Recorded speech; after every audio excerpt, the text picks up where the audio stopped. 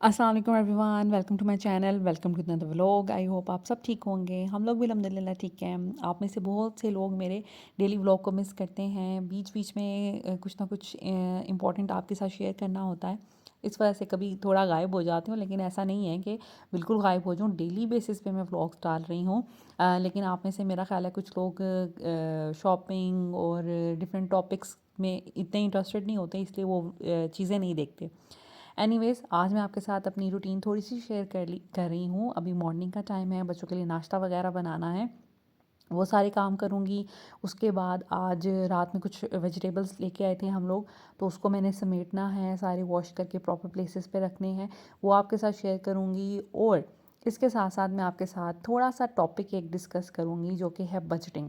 मुझसे मेरी एक सब्सक्राइबर हैं, वो बहुत देर से रिक्वेस्ट कर रही थी कि बजटिंग के बारे में थोड़ा सा समझाएं, बताएं कैसे चीज़ों को मैनेज करें, घर की चीज़ों को कैसे मैनेज करें, कैसे पैसे बचाएं। इन चीज़ों पे भी आप प्लीज़ व्लॉग बनाएं, तो मैं स्पेशली उनके लिए ये व्लॉग बना रही हूँ।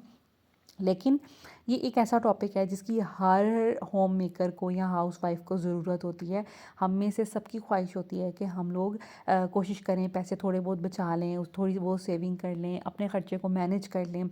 हर औरत ये काम ऑलरेडी कर रही होती है, मुझे ऐसा एक्सप्लेन करने की ज़रूरत नहीं है। लेकिन ऑफ़ कोर्स हर इंसान से आप कुछ नया सीख लेते हो, और हो सकता है कि बहुत सी ऐसी चीज़ें हैं मेरी इस वीडियो से आप लोग सीख लें, या बहुत सी ऐसी चीज़ें हैं जो आप लोगों से मैं सीख लूँ। तो आपके कमेंट्स में बहुत सी चीज़ें ऐसी होती हैं, कुछ लोग मुझे कमेंट्स करते हैं और मुझे एक्सप्लेन कर रहे होते हैं डिफरेंट चीज़ें, तो मैं ऑफ़ कोर्स उनसे सीखती हूँ। जो मेरी गलतियाँ होती हैं मैं उनको ठीक करती हूँ। तो अगर हम बजटिंग की बात करें तो सबसे पहले बजटिंग हम अपने जो हमारा फाइनेंशियल सिस्टम है ना घर का, हमारी इनकम को हमने कहाँ कहाँ डिवाइड करना है, उस पे मैं बात करती हूँ। देखें, इनकम जो है सबसे पहले आपने अपनी कलेक्ट कर लेनी है। कलेक्ट करने से मुराद ये है किसी घर में अब्बू काम कर रहे होते हैं, भाई काम कर रहे होते हैं, बेटे उनके काम कर रहे होते हैं, तो आपकी इनकम जो है वो डिफरेंट हिस्सों में बटी होती है। इसी तरह कुछ घरों में बेटियां भी काम कर रही होती हैं, कोई जॉब्स वगैरह कर रही होती हैं, टीचिंग कर रही होती हैं। तो इसलिए आपने सबसे पहले अपनी इनकम को जो है वो इकट्ठा कर लेना है, टोटल कैलकुलेट कर लेना है कि हमारे पूरे घर की इनकम कितनी है।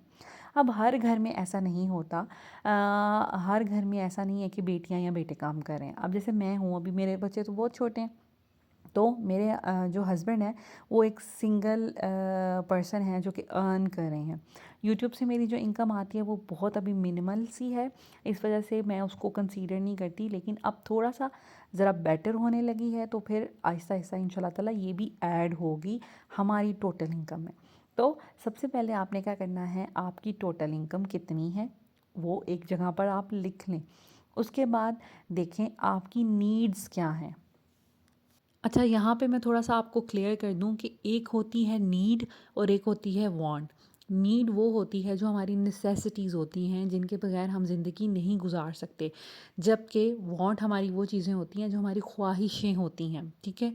बहुत सी ख्वाहिशों को हम मार भी सकते हैं, लेकिन ज़रूरियात को नहीं मारा जा सकता। तो इसलिए आपने सबसे पहले अपनी इनकम कलेक्ट कर ली कि हमारी टोटल इनकम कितनी है। वो डिफरेंट वे से भी हो सकती है, एक डायरेक्ट इनकम भी हो सकती है। जैसे कि डायरेक्ट इनकम होती है कि आप जॉब पर जाते हैं, आपके हस्बैंड को सैलरी मिलती है, वो लाकर आपको दे देते हैं, और ये आपकी फिर इनकम हो गई ना, कि आपने इसी में पूरा मंथ जो है स्पेंड करना है।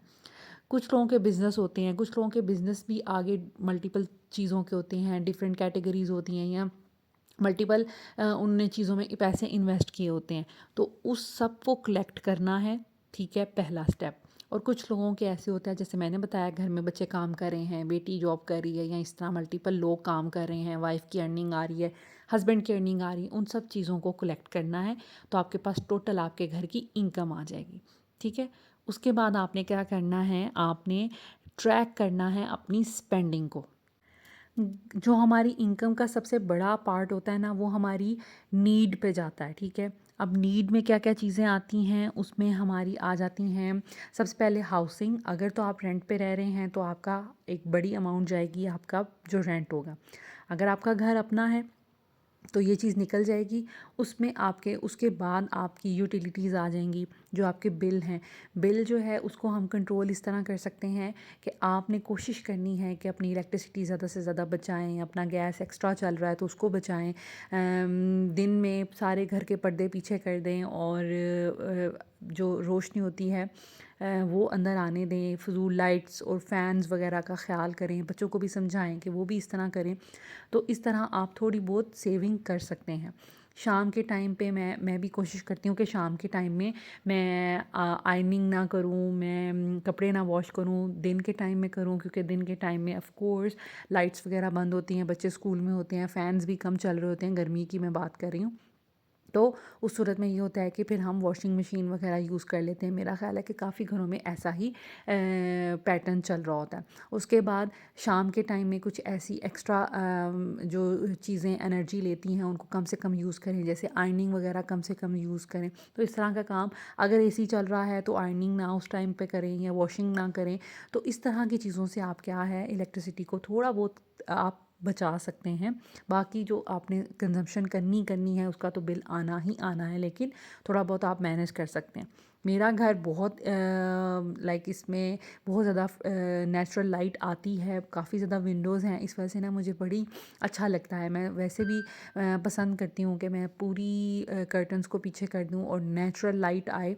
सारा दिन मेरे घर में इसी तरह होता है। मगरिब के टाइम पर हम कर्टन्स को ऑफ़ करते हैं और फिर लाइट जो भी है ऑन करते हैं। बाकी मगरिब से पहले या जब तक अंधेरा नहीं होता उससे पहले मेरे घर के कर्टन्स पीछे रहते हैं और लाइट्स जो हैं वो सारी ऑफ़ होती हैं।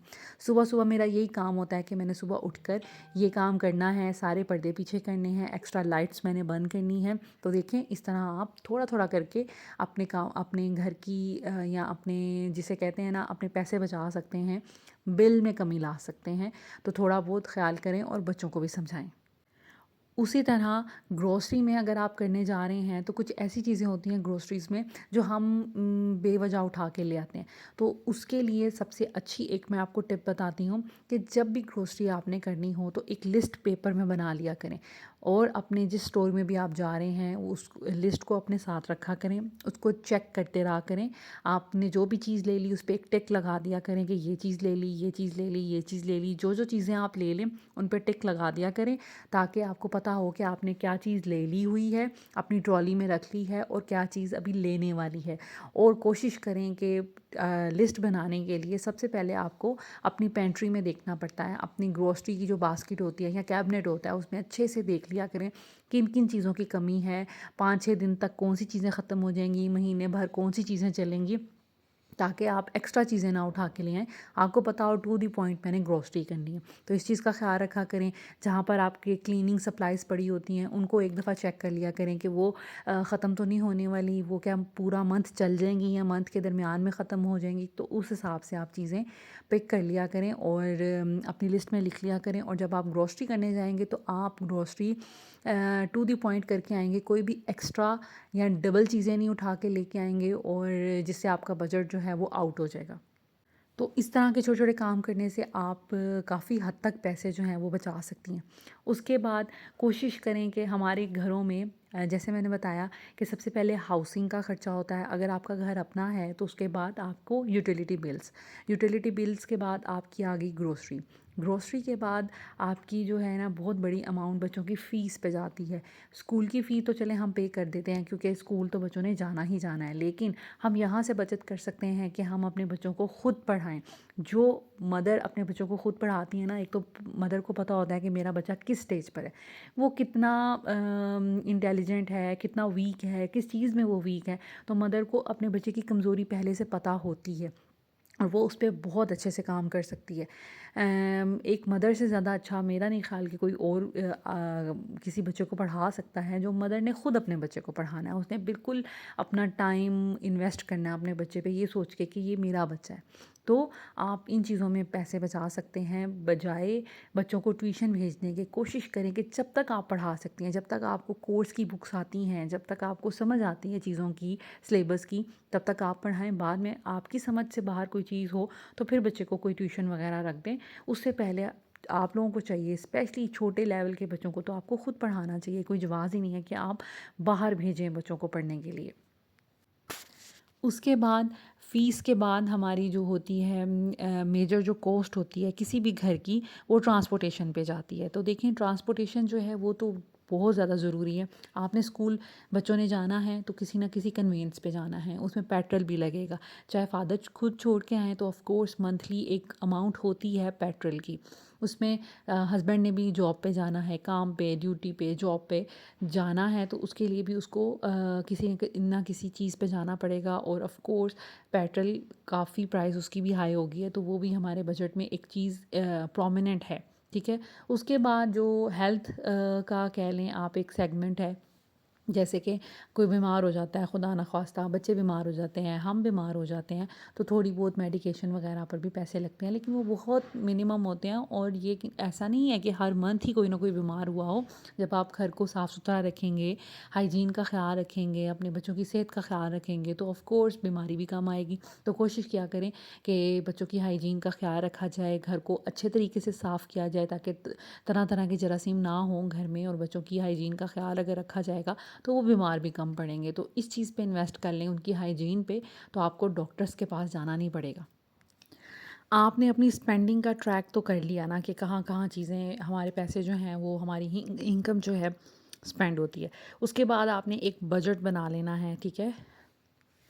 अब बजट बनाने से मेरी क्या मुराद है? उसका मतलब है कि आपको पता चल गया आपकी इनकम कितनी है और आपका ख़र्चा कहाँ-कहाँ होता है, ठीक है? क्योंकि हर इंसान अपने घर को बेहतर तौर पर जान सकता है कि उसके घर में किस चीज़ पे कितने पैसे खर्चे जा रहे हैं, तो उस हिसाब से आपने उसको ट्रैक कर लेना है। उसके बाद आपने फिर बजट बनाना है, एक प्लान बनाना है। प्लान में मैं आपकी अगर हेल्प करूँ तो मैं ये कहूँगी कि अपनी इनकम को आप 3 हिस्सों में डिवाइड कर सकते हैं। सबसे पहले आपकी नीड्स, उसके बाद आपकी जो सेविंग है और फिर आपकी वांट्स, ठीक है। सबसे पहले नीड्स को आप लिख लिया करें एक पेपर पे कि हमारे लाइक रेंट कितना आता है, बिल कितना आता है, बच्चों की फ़ीस कितनी है और ग्रोसरी में कितना मैक्सिमम ख़र्चा होता है, ये सब चीज़ें आप एक साइड पे लिख लें। उसके बाद आप तकरीबन अपनी इनकम का 60% जो हिस्सा है ना वो अपनी नीड पे खर्चा करें। कोशिश करें कि 40%, 40 to 30% आप बचा लें। जब वो पैसे बच जाएँगे तो उसमें से आप फिर फर्दर जो है 20% करेंगे सेविंग और फिर 20 या 10% आप स्पेंडिंग करेंगे। तो इस तरह अपने जो खर्चे हैं ना, अपनी नीड्स, अपनी सेविंग्स एंड अपनी वांट्स में इस तरह अगर आप रेशो रखेंगे तो आपको बहुत ज़्यादा फ़ायदा होगा। आपने बजट तो बना लिया, लाइक एक प्लान आपके पास आ गया। उसके बाद आपने क्या करना है, एडजस्ट करनी है your spending to stay on budget. आपने पूरे महीने एडजस्ट करते रहना है, कोशिश करते रहना है, यहाँ से पैसे बचा लूँ, वहाँ से पैसे बचा लूँ। किसी चीज़ में ज़्यादा पैसे अगर लग रहे हैं तो एक चीज़ में कम पैसे आप कर लें। और इसमें इस तरह मैं मिसाल दूँगी आपको कि जिस दिन आप सोचें कि आपने मटन बनाया है या आपने कोई अच्छा सा खाना बनाया है या आपके घर अभी दावत हुई है, तो कोशिश करें कि फिर उससे वेरी नेक्स्ट डे अगर तो वो खाना बच गया है आप वो कंज्यूम करें। और उससे नेक्स्ट डे आप कोशिश करें कि कुछ हल्का-फुल्का बनाएँ कि आपका जो बजट दावत पे स्पेंड हुआ था वो आप फिर उसको कंपनसेट कर लें नेक्स्ट डे कुछ अच्छा-सा इकोनॉमिकल बनाने में। अब उसमें आप कुछ भी आपके बच्चों के हिसाब से जो बच्चे शौक़ से खा लें वो बना सकते हैं। लेकिन बस ये है कि खाना सादा होगा तो सारी बात है, बच्चे थोड़ा-सा वो होते हैं, लेकिन आप कोशिश करें कि बस खाने को वही चीज़ें होती हैं जैसे मैंने बताया। पोटैटो बॉल्स अगर आप बना लेंगे ना तो बच्चे बड़े खुश हो जाते हैं। वही आलू की सादा टिक्कियाँ बना के रखेंगे तो उनको लगेगा ये तो सादा टिक्कियाँ हैं। तो इस तरह आपने बस थोड़ा बहुत ना थोड़ा मैजिक करना होता है और घर वालों को खुश कर लेना होता है, लेकिन अपने बजट में रह के। तो इस तरह आप कर सकते हैं। घर की चीज़ों के लिए जैसे मुझे शौक़ है कि मैं बर्तन लेती हूँ, बेडशीट्स लेती हूँ, इस तरह की चीज़ें लेती हूँ। तो उसमें आप ये कर सकते हैं, एक महीने एक चीज़ ले लें, दूसरे महीने दूसरी चीज़ ले लें। तो इस तरह करके आपके बजट पे फ़र्क नहीं पड़ता और आपकी चीज़ें भी बनती रहती हैं। एक और अगर मैं आपको सहूलत के लिए ये बात बताऊँ तो देखें, हर महीने मसाले नहीं आते। गरम मसाले बहुत महँगे हैं। अगर आप एक दफ़ा आपने ले लिया है तो 2-3 महीने आराम से चल जाते हैं। तो अगले महीने 1 महीने अगर आपने गरम मसाले लिए हैं तो उससे वेरी नेक्स्ट मंथ जो आपने ग्रोसरी करनी है उसमें कोई ऐसी चीज़ ले लें कि जैसे चावल ले लिए, ठीक है? तो चावल क्योंकि इकट्ठे लेने होते हैं और थोड़े महंगे होते हैं, तो आप 1 महीने गरम मसाले ले लें, 1 महीने चावल ले लें। फिर अगले महीने आप चावल ना लें, आप दालें ले लें, सारी इकट्ठी कर लें, ठीक है? वो आपके 2 महीने चल जाएँगी। तो इस तरह करके आप एडजस्ट कर सकते हैं। आपने अपना जो बजट है ना, पूरा महीना उसको कोशिश करनी है कि आपने जो अपनी स्पेंडिंग है उसको एडजस्ट करते रहना है अपने बजट के अकॉर्डिंग, उससे इधर उधर नहीं आपने जाना।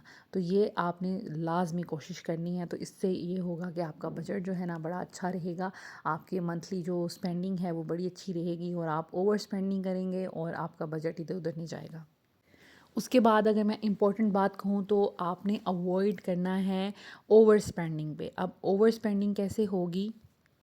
हम लोग बच्चों के साथ एक दफ़ा रेस्टोरेंट चले जाते हैं, 4-5 हज़ार रुपए से कम बिल नहीं बनता। तो कोशिश करें कि अपनी होटलिंग को कम से कम कर दें और अपनी जो अनवांटेड शॉपिंग होती है ना उसको कम कर दें। समटाइम्स ऐसे होता है हम मार्केट चले जाते हैं, कोई चीज़ एवें ही पसंद आ जाती है और हम ऐसे ही ले लेते हैं। तो उससे अवॉइड करें। मार्केट जब भी जाएँ सोच कर जाएँ कि मैंने इतने पैसे स्पेंड करने हैं, मैंने ये ज़रूरत की चीज़ें लेने जा रही हूँ, इससे ऊपर मैंने कुछ भी नहीं लेना। अपने दिल को जब एक दफ़ा आप समझा लेंगे ना, अपने दिल को आप सख्त कर लेंगे, तो आप इस तरह की स्पेंडिंग नहीं करेंगे। तो कोशिश करें कि अगर आपका एक लिमिटेड बजट है तो आपने ओवर स्पेंडिंग से बचना है, वो चाहे होटलिंग हो और चाहे आपकी शॉपिंग हो। क्योंकि हम लेडीज़ ऐसी होती हैं, हमें कोई चीज़ पसंद आ जाती है, हम सोचती हैं इसकी ज़रूरत है ले लेते हैं, लेकिन सम टाइम उसकी सच में ज़रूरत नहीं हमें होती। तो इन चीज़ों से बचा करें, जिस चीज़ की सच में ज़रूरत हो और आपका बजट इजाज़त दे वो चीज़ लें, और जिसकी नहीं ज़रूरत और आपका बजट भी तंग हो जाएगा तो फिर आपको कोई ज़रूरत नहीं है वो चीज़ ख़रीदने की। हाँ, किसी महीने कुछ कम खर्चा हो जाएगा, बिल कम आ जाएगा या कुछ ऐसी जिसे कहते हैं बचत हो जाएगी, तो फिर आप वो चीज़ ले सकते हैं। या फिर आपने जो अपना एक मार्जिन रखा हुआ है अपनी वांट्स का, अपनी लाइक कुछ आप चीज़ों का कि मैं इस महीने ये चीज़ ख़रीद सकती हूँ, तो फिर उस महीने आप ख़रीद लें। और कोशिश करें कि टू द पॉइंट रहें। कुछ कपड़े ऐसे होते हैं, हम लोग ऐसे ही जाते हैं मार्केट में, कपड़े उठा लाए, सीज़न जब स्टार्ट होता है तो कपड़े पहले निकाला करें, फिर मार्केट का चक्कर लगाया करें, ताकि आपको पता हो कि घर में कौन कौन से कपड़े पड़े हुए हैं, हमें कितने कपड़ों की ज़रूरत है।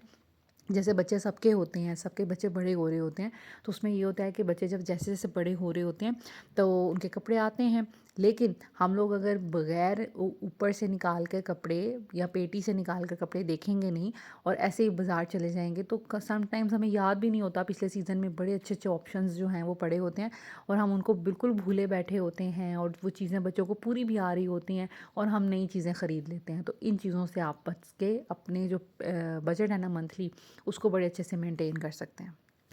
एक और बहुत इम्पॉर्टेंट बात है जो कि मैं यहाँ पे बताऊँगी आपको, कि आपने जो अपने गोल्स हैं ना वो रियलिस्टिक सेट करने हैं, ठीक है? आपने ऐसा नहीं सेट करना कि जी हम रातों रात अमीर हो जाएँ या हम सेविंग करेंगे या मेरे हस्बैंड कोई जादू की छड़ी घुमाएँ और हमारी जो दुनिया है वो बिल्कुल चेंज हो जाएगी। तो ऐसे गोल्स मत बनाएँ। आपकी वो कहते हैं ना जितनी चादर होती है उतने पैर फैलाने चाहिए। आप कोशिश ये करें कि ऑफ़ कोर्स सेविंग वगैरह करें, हस्बैंड भी कुछ कोऑपरेट करें, आप खुद कर सकती हैं, साथ में कोई हेल्प कर सकती हैं तो वो करें। जैसे यूट्यूब पे कोई चैनल बना सकती हैं, आजकल हर कोई बना रहा है और अच्छा कंटेंट अगर आप देंगी तो शायद एक ना एक दिन सक्सेसफुल आप लोग भी हो जाएँ। इसके बाद आप घर में स्टिचिंग कर सकते हैं, तो अपने हस्बैंड को आप हेल्प आउट कर सकते हैं। अपनी किसी स्किल को लाइक अपनी सर्विस के तौर पर देकर, तो आप कुछ ना कुछ अर्न कर सकते हैं और अपने लाइफ को बेटर कर सकते हैं। लेकिन अगर ऐसा नहीं है और आप अपने हस्बैंड पे ही ब्लेम करते जाएं कि वो हमारा लाइफस्टाइल इम्प्रूव नहीं कर रहे, वो हमें अच्छी लाइफ नहीं दे रहे, तो देखें ऑफ कोर्स उनकी जितनी एबिलिटी होगी, जितनी क्वालिफ़िकेशन होगी, जितनी स्किल होगी, वो उसी हिसाब से आपको लाइफ देंगे। तो अगर वो किस तरीके से अनसक्सेसफुल रहते हैं या स्लो रहते हैं, तो आपको परेशान होने की ज़रूरत नहीं है। एक दिन आहिस्ता-आहिस्ता आप लोग भी तरक्की कर सकते हैं। कोई भी तरक्की कर सकता है। ऑल ओवर जिसे कहते हैं ना ओवर द नाइट तरक्की कभी भी नहीं होती और इस चीज़ को बिल्कुल भी आपने सर पे सवार नहीं करना कि हमारे हालात एकदम बदल जाएँ। आहिस्ता-आहिस्ता सब चीज़ें होती हैं, प्रॉपर प्लानिंग से होती हैं, सब्र, तहम्मुल और दुआ और मेहनत, इन सब चीज़ों से ही इंसान तरक्की करता है और अपने हालात जो हैं आप चेंज कर सकते हैं। तो थोड़ी थोड़ी कोशिश करके आप लेके चलें और आपका गोल ये नहीं होना चाहिए कि 1 साल के अंदर मैं एक घर ले लूँगा या 1 साल के अंदर एक प्लॉट ले लूँगा। तो रियलिस्टिक गोल्स बनाएं, क्योंकि जब आप गोल्स अपने बहुत हाई कर लेंगे और उसको अचीव करने में आप नाकाम रहे तो फिर आपको डिसअपॉइंटमेंट बहुत होगी। तो इस चीज़ से आपने बचना है। वन लास्ट थिंग कि आपने रिव्यू करते रहना है अपने बजट को, कि कहीं पे रेगुलरली, ठीक है, कहीं पे ऐसा ना हो कि आप ओवर स्पेंडिंग कर दें। आप अपने बजट को देखते रहें, एक डायरी बना लें और उसको चेक करते रहें, मैंने ग्रोसरी में कितनी स्पेंडिंग की, मेरी एक्सपेक्टेशंस क्या थी इस मंथ और मैंने स्पेंडिंग उससे कम की, उससे ज़्यादा की, और इस महीने बिल कितना आया, कितना पैसे बच गए या ज़्यादा लग गए। तो इस हिसाब से आप अपनी जो बजट है ना उसको रिव्यू करते रहा करें, ताकि आपको अंदाज़ा हो और मंथ के एंड पे अगर कुछ पैसे बचें तो आप अपनी फिर ज़रूरत की चीज़ें फिर ले सकते हैं और थोड़ी बहुत शॉपिंग कर सकते हैं या होटलिंग कर सकते हैं। एनीवेज़, बातें तो बहुत हो गई। अब मैं आपको थोड़ा एक्सप्लेन कर दूँ। आज मैंने बनाई है आलू, गाजर और मूंगरे और मेथी की सब्ज़ी। सब्ज़ी जब भी बनाएं कोशिश करें कि उसका कलर नहीं ख़राब होना चाहिए। क्या फ़ायदा जब आपने सब्ज़ी बनाई और पता ही नहीं चल रहा कि कैसी सब्ज़ी बनी है, कौन सी सब्ज़ी बनी है। गाजरों का कलर वैसा ही रहना चाहिए, आलू का कलर वैसा रहना चाहिए और टोटल जो भी सब्ज़ी आप बना रहे हैं उनका कलर वैसे का वैसे रहना चाहिए। तो दिखने में भी अच्छी लगती है और खाने में भी मज़े की लगेगी। ज़्यादा इसको जलाना या पकाना नहीं चाहिए। लेकिन अल्हम्दुलिल्लाह ये सब्ज़ी जो है दिखने में अगर अच्छी लग रही है तो खाने में भी बहुत मज़ेदार बनी थी। मैंने सिर्फ नमक मिर्च हल्दी डाली थी इसके अंदर। और बच्चों के लिए मैंने आज ये अंडे प्याज बनाया, क्योंकि आलू वाली सब्ज़ी तो वो गाजरों वाली सब्ज़ी वो नहीं खाएंगे, मूंगरे भी, तो इस वजह से मैंने उनके लिए फिर एक्स्ट्रा से ये वाली सब्ज़ी बना ली। उसके बाद मैं जो बाज़ार से लेके आई थी, ये साग लेके आई थी, पालक लेके आई थी, मेथी लेके आई थी। एक गड्डी मैं साग की लेके आई थी, 2 पालक की लेके आई थी और एक मैं मेथी की लेके आई थी। तो यहाँ पर है जी एक गड्डी साग, पालक और आधी मेथी, ठीक है। तो इसको आज मैं पकाऊंगी। मैं हमेशा साग मट्टी की हांडी में बनाती हूँ। ये थोड़ा सा ही है तो इसी में बन जाएगा। दिखने में ज़्यादा लग रहा है, सारी बात है, जब थोड़ा सा सेक लगेगा तो ये इसी हंडिया में पूरा आ जाएगा। उसके बाद ये पालक मैंने काट कर और धोकर रख ली है, अच्छे से पानी इसका ड्राई कर लिया। मैं इसको पैकेट में डाल के रख दूँगी। जब दिल करेगा तो इसमें आलू डालेंगे 2 और 1 पैकेट चिकन डालेंगे, तो हमारा 2 टाइम का बड़ा अच्छा खाना बन जाएगा। मेथी आप देख रहे होंगे ये इतनी कम मैंने क्या करनी है, तो देखिए मेथी मैं बड़ा बंच लेके आई थी, लेकिन वो ना काफ़ी ख़राब निकली। ऐसा अमूमन यहाँ पर होता नहीं है, लेकिन एनीवेज़ तो मैंने क्या किया है, थोड़ी सी पालक में उसमें साग में डाल ली है, थोड़ी सी मैंने बचा के रखी है। ये मैं आलू मेथी का सालन बनाऊँगी। कुछ लोग मेथी ज़्यादा आलू कम डालते हैं, मैं आलू ज़्यादा डालती हूँ हांडी में और मेथी कम डालती हूँ। वो बड़े मज़े की बनती है। इंशाअल्लाह ताला रेसिपी शेयर करूँगी। और अगर नहीं तो फिर मैं किसी और मिक्स सब्ज़ी में ये इतनी सी मेथी डाल लूँगी, तो मेरे काम आ जाएगी, ज़ाया करने से बेहतर है। यहाँ पर टमाटर को मैंने ब्लांच करने के लिए रखा हुआ था। मैं इसकी प्यूरी बना के रख लूँगी ताकि मुझे आसानी हो जाए। टमाटर भी ज़्यादा ले आई थी ना, फिर ख़राब हो जाते हैं, तो इसलिए इसको अगर स्टोर इस तरह करके रख लिया जाए तो काफ़ी देर चल जाते हैं। तो ये है जी मेरी फ़ूड प्रिपरेशन, जो मैंने पूरे अपने तकरीबन 1.5 वीक चल जाएगा। यहाँ पर मेथी है, ये मैं किसी या तो आलू में डाल लूँगी या फिर मिक्स सब्ज़ी के अंदर ये डालकर यूज़ कर सकती हूँ। थोड़ी सी थी लेकिन ज़ाया नहीं करनी थी। उसके बाद यहाँ पर एक मैंने बंच जो है पालक का रख दिया है काट कर और लाइक धोकर। अब मैंने जब भी बनाना होगा तो मैं इसको बड़ी आसानी से निकालूंगी और बस इसको मैंने बॉईल करना है। आप चाहे तो बॉईल करके भी रख सकते हैं। तो यहाँ पर है जी भिंडी। भिंडी भी हम लोगों को बहुत पसंद है और गोभी हमारे घर बहुत बनती है। तो ये सारी मेरी 4 सब्जियाँ हो गई हैं। एक मैंने साग बना लेना है, तो लाइक 2 वीक्स तो बड़े आराम से चल जाएंगे। बीच में 2 दिन मैं बनाती हूँ सब्ज़ी, 2 दिन दाल बनाती हूँ और 2 दिन मैं बनाती हूँ गोश्त और 1 दिन चावल। तो इस तरह करके मैं अपना पूरा वीक चलाती हूँ। यहाँ पर मैंने कुछ एक्स्ट्रा चीज़ें भी करके रखी, जैसे ये लहसुन काफ़ी ज़्यादा लेके आई थी, तो पड़ा पड़ा ख़राब हो जाता है। तो बेहतर ये है कि आप प्यूरी इसका पेस्ट बना कर तो फ्रीज़ कर लें। टमाटर की भी इसी तरह मैंने कर ली थी। इसको डोंगे में डाला, अब इसको फ्रीज़ करूँगी। जब अच्छे से फ्रीज़ हो जाएगा ना, ये बिल्कुल जम जाएगा, तो हम थोड़ी देर के लिए इसको बाहर निकालेंगे। आप देख सकते हैं काफ़ी क्वांटिटी है और इसमें बहुत थोड़ा मैंने पानी डाला था इसको ब्लेंड करने के लिए, जिसमें इसको बॉयल किया था। इसको मैं हाफ़ कट करके यहाँ से कट्स लगा दूँगी, बड़े बड़े क्यूब्स बना लूँगी। तो ये 6 क्यूब्स मेरे बन जाएंगे। हर सालन में मैं टमाटर नहीं डालती, सब्जियों में बहुत कम टमाटर डालती हूँ। चिकन चावल या फिर मैं मीट में डालती हूँ। ये देखें पहले से भी मैंने बना के रखे हुए हैं, तो ये अब कम पड़ गए थे तो मैं और बना लूँगी। तो ये है जी मेरी फ़ूड की प्रिपरेशन। आप भी इस तरह करके रख लें, स्पेशली वर्किंग लेडीज़ जो होती हैं उनके लिए बहुत आसानी हो जाती है। एक दिन काम करना पड़ जाता है, बाकी पे पूरा वीक बहुत अच्छा गुजरता है। ये जो हांडी है इसमें मैंने साग डाल के रख दिया है। ये थोड़ा सा इसको सेक लगेगा, अभी अभी रखा है, तो ये नीचे आ जाएगा और इसमें बड़े ज़बरदस्त साग हमारा जो है वो तैयार हो जाएगा। सो ये सारी तैयारी आज मैंने कर ली है। टायरिंग काम था, वक्त तो लगता है इन चीज़ों में, लेकिन फिर ये कि फिर आसानी पूरे वीक के लिए हो जाती है, क्योंकि ऑफ़ कोर्स मैंने अपनी वीडियोस भी बनानी होती हैं और भी काम करने होते हैं, बच्चों को पढ़ाना सब कुछ करना, तो फिर ऑफ कोर्स थोड़ा मुश्किल हो जाता है। तो फिर मैं इस तरह करके रख लेती हूँ। उसके बाद ये देखें ऊपर मैंने फ्रोज़न आइटम सारी रखी हैं, दरमियान वाले पोर्शन में मैंने गोश्त रखा है। गोश्त के नीचे मैं एक मैट बिछा के रखती हूँ ताकि उसका पानी अक्सर नीचे गिरता है तो फिर वो अच्छा नहीं लगता। और नीचे सारी मैंने सब्जियाँ वगैरह रख ली हैं। So this is it. I hope आज का व्लॉग आपको अच्छा लगा होगा, आज की डिस्कशन अच्छी लगी होगी। अगर अच्छी लगी हो तो प्लीज़ लाइक एंड शेयर कर दीजिएगा, अपने फ्रेंड्स एंड फैमिली के साथ शेयर कर दीजिएगा, अपनी सिस्टर्स के साथ शेयर कर दीजिएगा, और जिन लोगों की आप केयर करते हैं उनको भी ये वीडियो शेयर कर दीजिएगा। Thank you so much for watching. Take care. अल्लाह हाफिज़।